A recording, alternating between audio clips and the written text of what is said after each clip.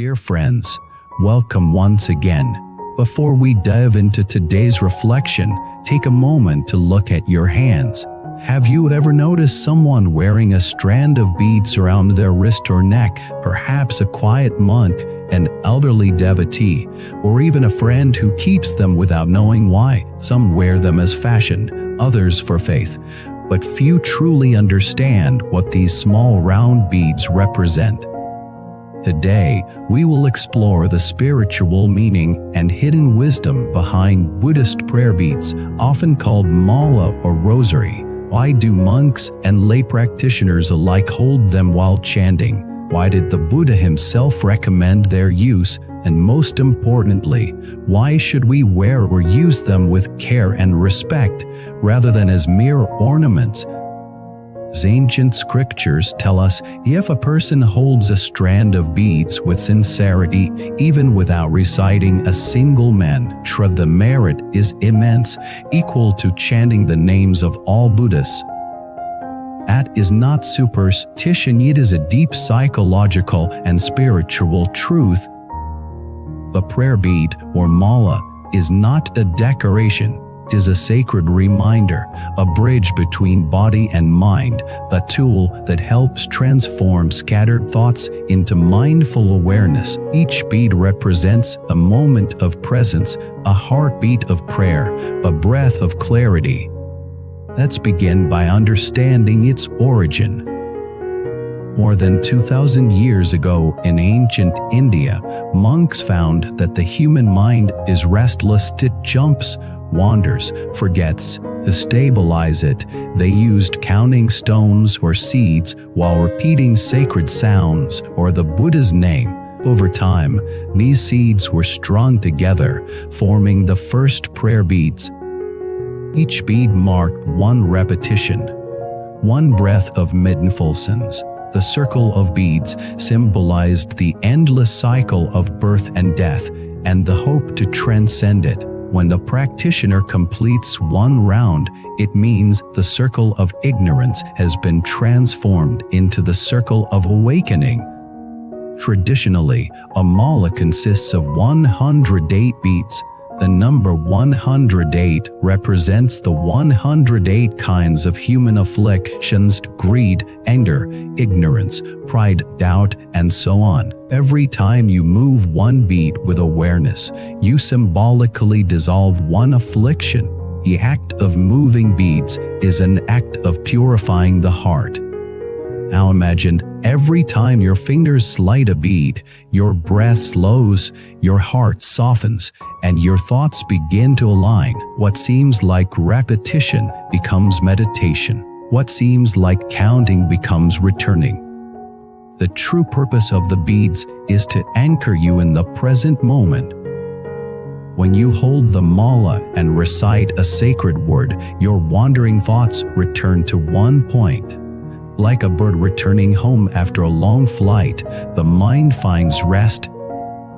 This is why the great masters said, the mala is not outside you, it is your own awareness strung into a circle. However, in modern times, many people misunderstand the mala. They wear it as jewelry, display it as a symbol of fashion, or collect expensive materials, sandalwood, crystal, amber, without understanding that its power lies not in the material, but in the mindfulness of the wearer. Prayer bead made of plastic can hold more light than a golden one, if the mind using it is sincere. Master Yin Guang once said, the merit lies not in the beads but in the hand that holds them, not in the wood but in the heart that remembers. So what makes a mala sacred is not what it's made of, but how it's used. When you wear or hold a mala, it is not just a spiritual tool, it is a teacher. Each bead is a whisper reminding you stay awake, stay kind, stay present. For example, when anger rises and your hand accidentally touches the beads, it's as if a gentle voice says, remember who you are. You may pause, breathe, and let the emotion dissolve. When sadness comes, the beads become comfort. When fear rises, they become protection. When confusion overwhelms, they become guidance. This is why the Buddha said that simply carrying the mala with respect brings protection and blessing.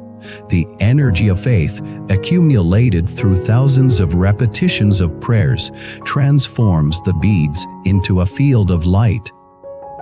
There are countless stories of devotees who experienced profound change through their mala.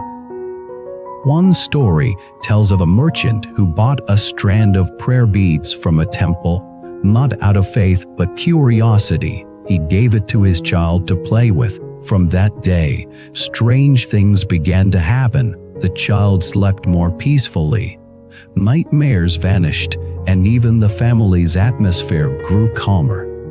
Later, the merchant learned that those beads had been blessed by monks who recited thousands of mantras over them. The vibration of compassion and wisdom had been infused into the beads. When the child wore them, his own energy field aligned with that vibration.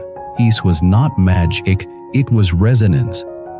Another story comes from a woman who had suffered years of anxiety. She began holding her mala each night before bed, not chanting words, just breathing with each bead. Slowly, her breath steadied, her heart quieted, and her anxiety melted away. He said, "It feels as if the beads are breathing with me."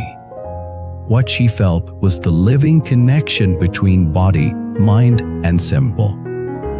That is the essence of sacred objects. They mirror your intention. When used mindfully, they amplify your life. When used carelessly, they lose meaning. Therefore, Master Yin Guang warned practitioners not to treat prayer beads lightly. A mala should not be thrown, neglected, or worn to show status. He said, if used with vanity, it becomes an obstacle instead of aid. Because spiritual tools magnify the mind's quality. Sincere heart turns the mala into a channel of blessing, and arrogant heart turns it into a chain of pride. He also explained the phenomenon of a broken mala.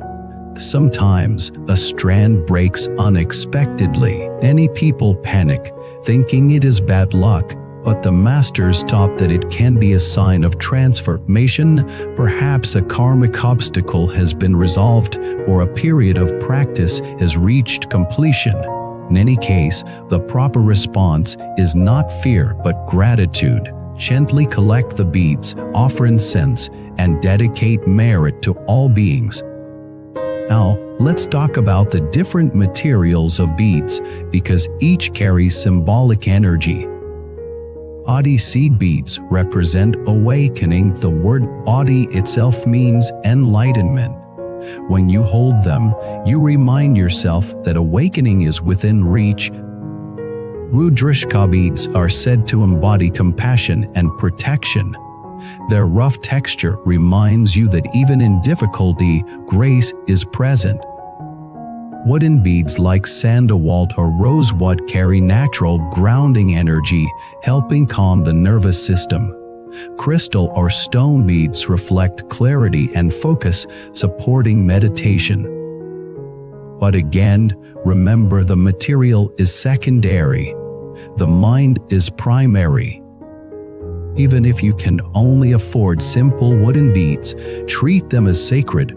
Clean them gently, keep them in a clean place, and use them with reverence. When you wear your mala, do not flaunt it. Wear it close to your heart or wrist as a silent companion. Do not wear it into unclean places such as bathrooms or while arguing or engaging in harmful speech. These are not superstitions, they are acts of respect. Master Foyuan once said, "A mala is a rosary of your own vows. Every bead you touch is a promise to return to goodness." That is the deepest meaning of these sacred circles. They remind you not of God's outside, but of the divinity within, the calm, kind, luminous awareness that is your true nature.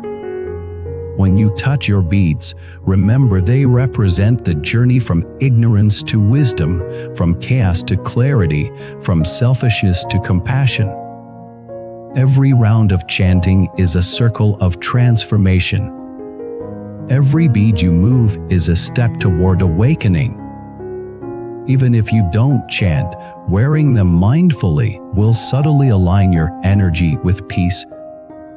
Many people report that when they begin carrying their beads regularly, their temper improves, their sleep deepens, and their relationships soften. Why? Because the beads act as anchors for mindfulness. Every time you see or feel them, you are reminded to breathe, to pause, to be kind. It's not magic, it's awareness embodied in form. In Buddhist psychology, intention is everything. The physical object is simply a conduit for consciousness. When used with sincerity, even the simplest action becomes sacred. So, what is the right way to use or wear your mala? When you chant, hold it with your right hand, resting it lightly between your thumb and middle finger. Move one bead per repetition. Do not cross over the guru bead, the larger bead that connects the circle. Instead, reverse direction. This symbolizes that the path of practice has no beginning or end. When not in use, keep the beads in a clean pouch or on your altar. Do not place them casually or mix them with secular objects. Treat them as you would treat your most beloved possession, for they are the silent witnesses of your spiritual journey. And when you give a mala to another, do it with pure intention. You are not just giving beads, you are giving a seed of awakening. Remember, the power of a mala lies in the continuity of your awareness. Each time you return to your beads, you are returning to your true home. So wear them, but don't display them. Hold them, but don't cling to them. Chant with them, but don't count mechanically. Let them remind you that peace is not in the beads, it is in the space between each one, the silence between breaths, the awareness between thoughts. In that silence, your soul expands. Here, friends, the mala is not an object to possess, it is a teacher to learn from. Let it accompany you in your journey from restlessness to serenity, from fear to faith. When you wear your beads with mindfulness, you are not just protecting yourself, you are blessing the world through your calmness.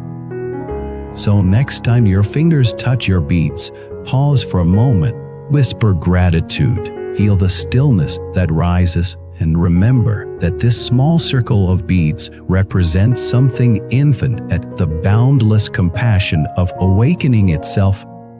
Thank you for watching this video. Please like, subscribe, comment, and share so that more people can learn the true meaning of Buddhist beads and carry their blessings into every heartbeat of life. Before you leave, here's something special. In Buddhism, we believe that every encounter carries a deeper meaning.